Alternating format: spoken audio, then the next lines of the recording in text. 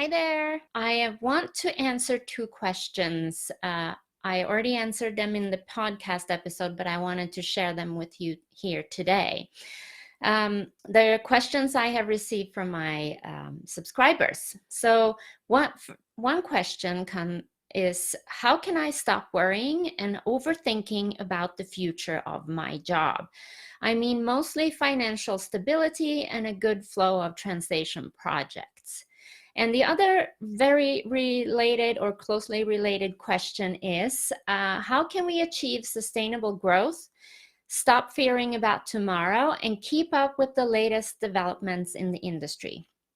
How can we keep up with the declining rates over the past few years that is expected to go further? So I have no magic pill or solution, but here are some tips that I have. The best way to stop worrying about the future is to actively work on creating financial stability for your business. This is done by constantly focusing on finding new and better clients, honing your craft, your translation skills, and your marketing skills.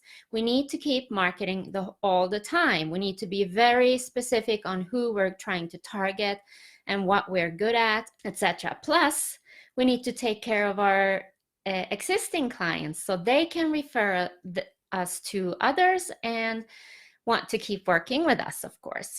So I gave a lot of tips on how to future-proof your business in episode 90 of the podcast, and you can find it by going to marketingtips4translators.com/episode-90.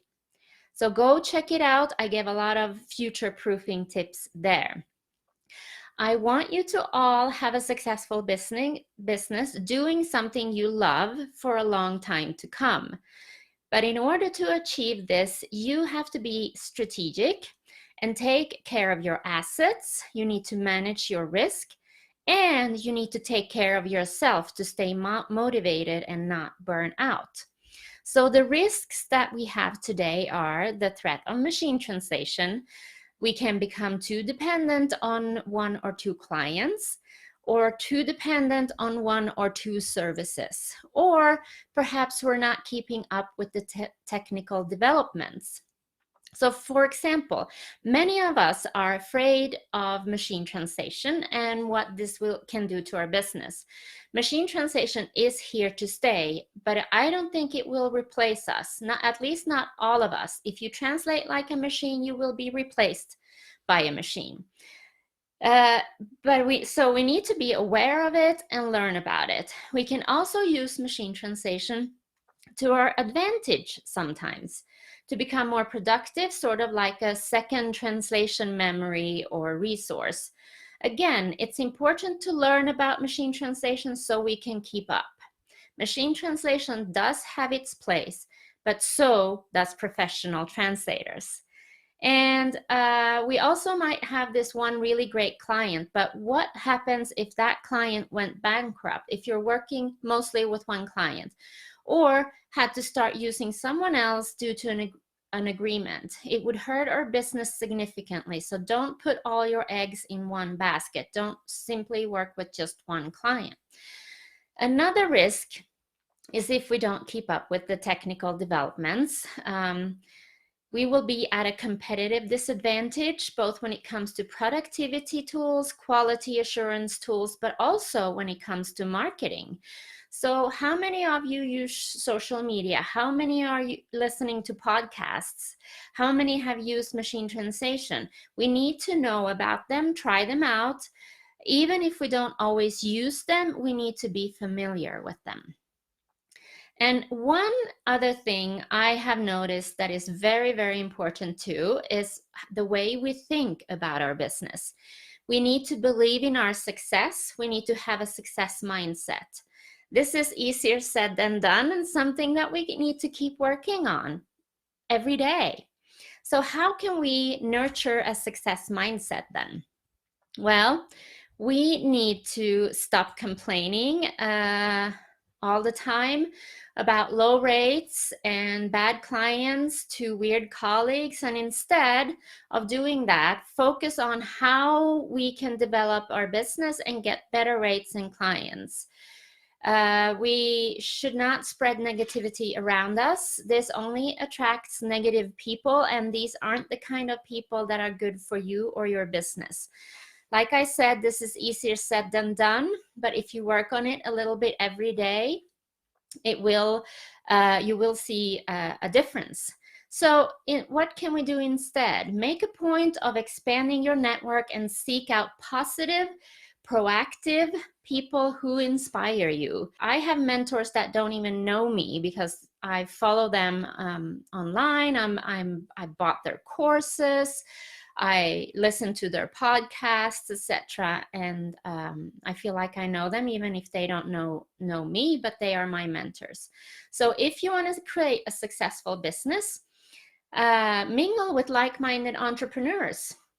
If you can't find them where you live or among the people you spend most of your time with, look for them online, podcasts, courses, blogs.